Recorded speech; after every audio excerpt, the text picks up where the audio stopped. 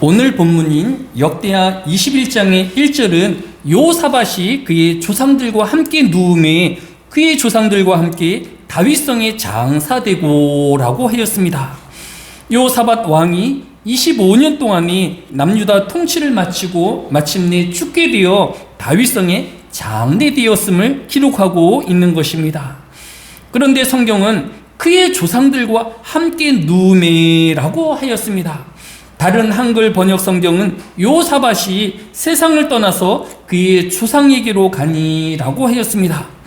이것은 요사밧 왕은 죽어서 그의 조상들이 있는 곳으로 돌아간 것이다 라고 정리할 수 있습니다. 기독교에서는 성도의 죽음을 소천이라고 합니다. 소천은 불을 쏘아 하늘천을 합쳐서 하나님의 부르심을 받아 하늘로 돌아간다라는 뜻을 가지고 있는 것입니다. 요사밧 왕은 하나님의 부름을 받아 그의 조상들이 있는 하나님에게로 돌아간 것입니다. 히브리서 9장 27절도 한 번 죽는 것은 사람에게 정해진 것이니 그 후에는 심판이 있으리니 라고 하였습니다. 성경이 오늘 우리에게 주는 첫 번째 교훈은 사람은 한 번은 죽을 것이며 그 영혼은 하나님께로 돌아가게 되어진다라는 것입니다. 선인은 하나님의 나라에서의 영원한 복락을 누릴 것이지만 악인은 하나님의 심판과 저주 가운데 영원한 죽음을 맞이함을 우리에게 교훈하여 주고 있는 것입니다. 오늘 하루도 모든 성도들이 죽음을 두려워하고 겁내하는 것이 아니라 하나님께로 돌아감을 깊이 송함하며 믿는 저와 여러분 되어지시기를 예수님의 이름으로 축복합니다. 두 번째, 성경은 성도의 죽음을 잔다라는 표현으로 기록하고 있습니다. 예를 들어 사도행전 7장 60절에는 그들이 돌로 스데반을 치니 스데반이 부르짖어 이르되 주 예수여 내 영혼을 받으시옵소서 하고 무릎을 꿇고 크게 불러 이르되 주여 이 죄를 그들에게 돌리지 마옵소서 이 말을 하고 자니라 라고 하였습니다. 스데반의 순교는 장면은 성경은 스데반의 죽음을 잠자는 것으로 기록하고 있는 것입니다. 이 외에도 고린도전서 15장 20절은 이제 그리스도께서 죽은 자 가운데서 다시 살아나사 잠자는 자들의 첫 열매가 되셨도다 라고 하였습니다. 이미 죽은 성도들을 향하여 잠자는 자들로 부르고 있는 것입니다. 이것은 죽음을 맞은 성도의 육체가 움직이지 아니하고 마치 잠자는 것처럼 보이기 때문에 잠자는 것으로 표현하고 있는 것입니다. 성경에서의 잠자는 것은 성도의 육체에 한정된 표현인 것입니다. 그러면 죽은 사람의 영혼은 어떻게 되어지는 것일까요?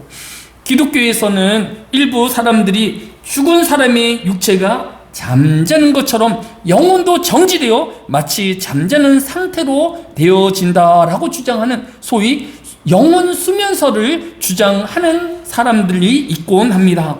성도가 죽으면 그 영혼이 잠이 들어 예수 그리스도의 부활 때까지 깊은 수명 상태에 빠지게 되어진다라는 주장을 하는 단체로 이단인 안식교와 여호와의 증인 등이 있습니다. 그러나 사람이나 어떤 일부의 주장처럼 사람이 죽게 되어지면 그 영혼이 어떻게 되어지는지에 대해서는 성경이 분명하게 우리에게 교훈하여 주고 있습니다. 고린도후서 5장 8절에 우리가 담대하여 원하는 바는 차라리 몸을 떠나 주와 함께 있는 그것이다 라고 하였습니다. 성경은 성도가 죽으면 육체는 땅에 잠자는 것 같이 멈춰 있게 되어지지만 그 영은 즉시 예수 그리스도와 함께 있게 되어질 것을 교훈하고 있는 것입니다. 또 예수님은 십자가에 달린 한 행악자가 자신의 죄를 인정하면서 예수님이 죄 없음을 고백하였습니다. 그러면서 자신을 주님의 나라에 기억하여 달라고 간청하였습니다. 이때 예수님은 누가복음 23장 43절에 예수께서 이르시되 내가 진실로 내게 이르노니 오늘 내가 나와 함께 낙원에 있으리라 라고 말씀하여 주셨습니다. 성경을 정리하면 성도가 죽으면 즉시 그 영혼은 예수 그리스도 앞으로 인도되어 예수 그리스도와 함께 있게 되어질 것을 우리에게 교훈하여 주고 있는 것을 볼 수 있습니다. 따라서 이러한 성경의 바른 교훈 아래 있는 성도들은 죽음 앞에서 두려워하거나 소망과 기쁨을 빼앗기지 않을 것입니다.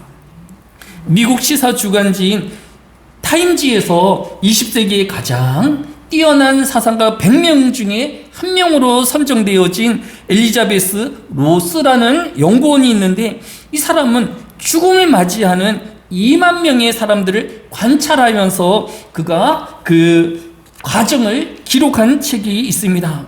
그는 이 책을 쓰면서 시한부 인생을 선고받은 사람은 5단계로 나누어지게 되어지는데, 첫 단계는 처음 죽음을 선고받은 사람 현실을 부정하는 부인의 단계라고 하였습니다.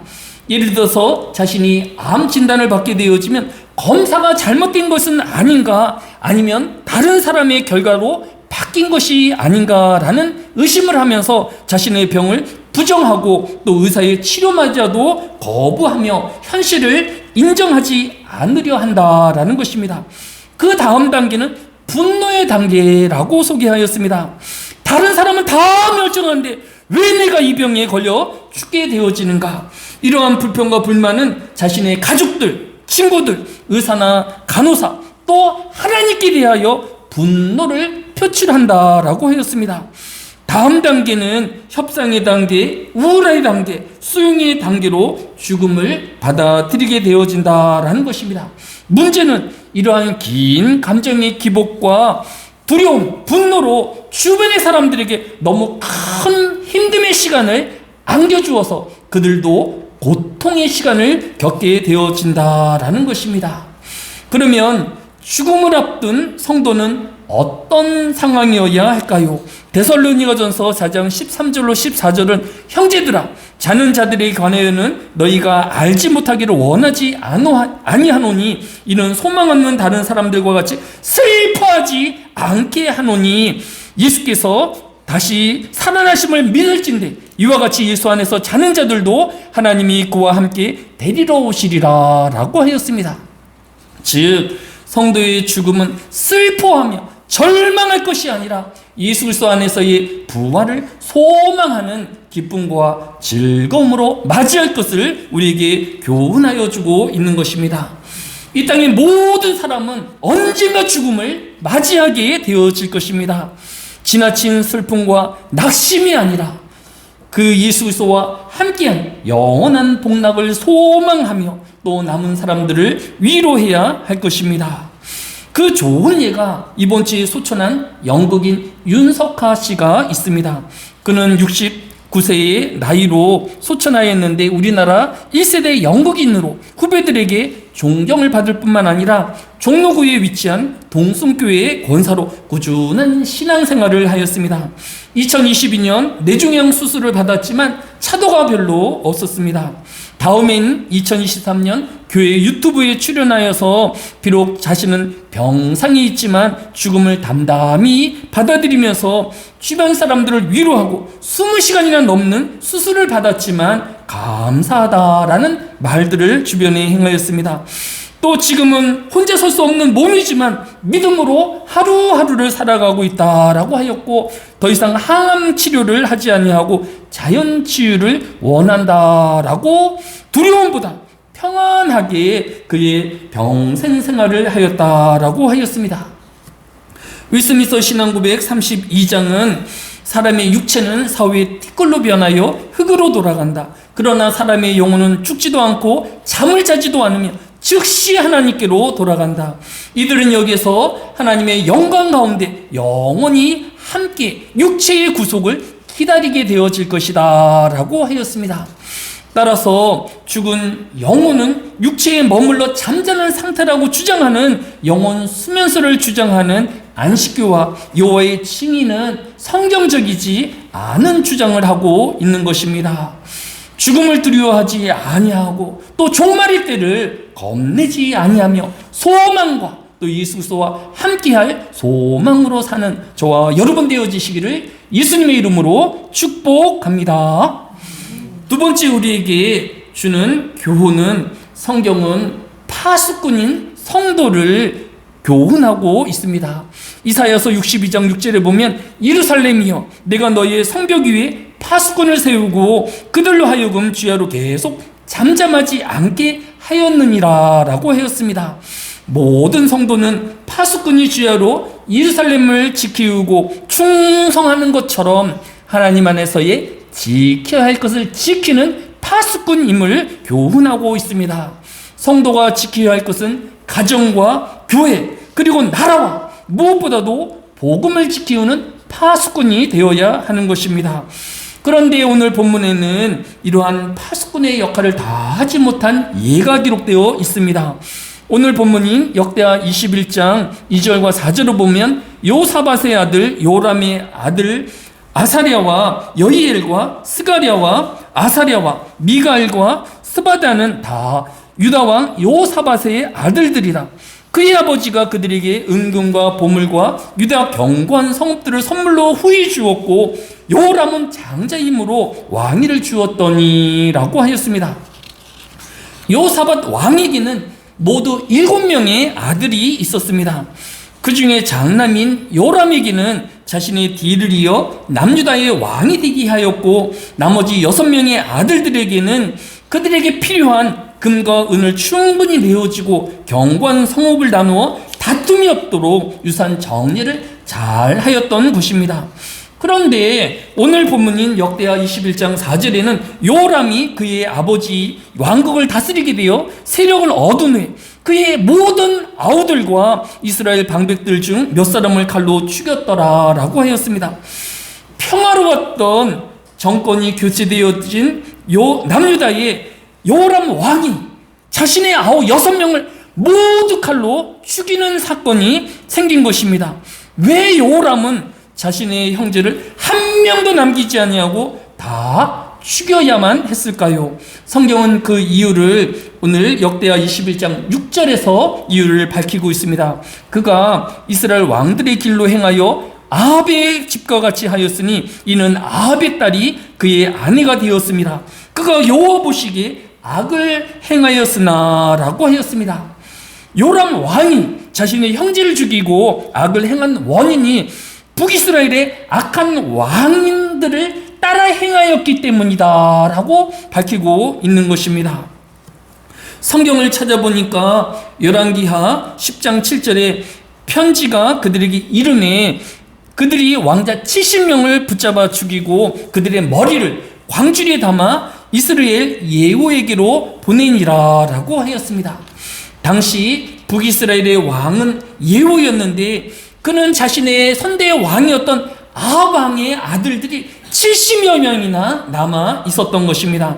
그래서 이 예후 왕은 그 동네의 책임자에게 편지를 써서 그 아합의 아들 70명을 모두 죽여서 그 머리를 자신에게로 보내라고 명령하였던 것입니다. 그 70명의 아들들을 죽이는 것도 모자라서 혹시라도 남은 아들이 있을까봐 그 머리를 베어서 하나하나 확인할 수 있도록 자신에게로 보내라고 하였던 것입니다. 이와 같이 언제 일어날지 모르는 반란을 위해서 북이스라엘에는 아무리 많은 선왕의 아들들이라도 다 죽여서 목을 베고 그것을 하나하나 확인하였는데 이 남유다의 요람 왕도 자신에게 반란을 일으킬 또 소지가 있는 자신의 6명의 형제를 다 죽이는 끔찍한 범죄함을 일으키고 말았던 것입니다. 성경은 성도가 지켜야 할 것을 가정과 교회와 나라와 복음을 지키라고 교훈하고 있는 것을 볼 수 있습니다. 더욱이 살인이라는 하나님의 창조하신 생명을 끊고 빼앗는 것은 피조물로서의 고난을 넘어서는 일인 것입니다. 요한 1서 3장 12절은 가인같이 하지 말라. 그는 악한 자에게 속하여 그 아우를 죽였으니 어떤 이유로 죽였느냐? 자기의 행위는 악하고 그의 아우의 행위는 의로움이라 라고 하였습니다. 최초의 살인자인 가인은 그의 동생인 아벨을 죽여서 하나님 앞에 범죄하였던 것을 볼 수 있습니다. 이처럼 가정을 깨트리고 또 하나님의 생명을 빼앗는 일이 우리 안에 있지 아니하도록, 이 사회에 있지 아니하도록 더 기도하는 저와 여러분이 되어야 할 것입니다. 지난주 신문 기사에는 참으로 또 아픈 사연이 있었는데, 제목이 아들은 두고 딸들과 몰래 이사, 폰 번호까지 바꾼 비정한 엄마라는 기사가 있었습니다. 기사의 내용은 중학교 아들을 남겨둔 채 3명의 딸과 함께 몰래 이사를 가고 전화번호도 바꾼 친모의 이 사건을 이야기하면서 그 친모에게 집행유예를 선고하였다라는 기사였습니다. 갑자기 집에 돌아왔는데 집은 다 이사가고 또 아무것도 남아있지 않은 집에서 3일 동안이나 난방이 끊긴 이 집에 있다가 이 아들이 집주인에게 발견되었다라는 기사 내용이었습니다. 아마도 이 엄마에게도 어려운 형편이 있고 또 그럴 만한 이유가 있을 것입니다. 그러나 디모데전서 5장 8절은 자기 가족을 돌보지 아니하면 믿음을 배반한 자요 불신자보다 더 악한 자니라 라고 하였습니다. 그 엄마도 또 여러 사정이 있었겠지만 그 아들을 버릴 그런 사정이 있었을 것이고, 그러나 그 여형제인 그 부모의 딸이고 또 자신의 누이이며 또 동생이었던 그 3명의 딸들이 이 중학교 남아이가 그 집에 3일 동안 굶주리며 또 홀로 있는 것을 알면서도 한번 찾아가거나 먹을 것도 제공하지 않는 비정함과 냉정함을 보여준 기사라고 볼 수 있습니다. 성도는 우리가 지켜야 할 가정을 끝까지 지키고 교회를 지키고 복음을 지키며 나라를 위하여 끊임없이 기도하는 저와 여러분 되어지시기를 예수님의 이름으로 축복합니다. 끝으로 오늘 본문인 역대하 21장 7절이 교훈하는 것은 예수께서 다윗의 집을 멸하기를 즐겨하지 아니하셨으면 이전에 다윗과 더불어 언약을 세우시고 또 다윗과 그의 자손에게 항상 등불을 주겠다고 말씀하셨음이더라 라고 하였습니다. 비록 요람이 패역하였음에도 즉시 하나님이 진노하시고 심판하지 아니하는 것은 다만 하나님의 은혜임을 오늘 교훈하여 주고 있는 것을 볼 수 있습니다. 오늘 현대를 살아가는 많은 사람들이 과거의 때보다 더 많은 범죄와 욕망으로 살아가고 있습니다. 그럼에도 불구하고 하나님이 심판하지 아니하시고 진노하지 아니하심으로 그들이 더 방탕한 이유가 되어서는 안 될 것입니다. 성경은 요람의 죄가 즉시 심판되어지지는 않지만 결코 그 하나님은 죄를 묵과하시는 분이 아니심을 교훈하고 있기 때문입니다.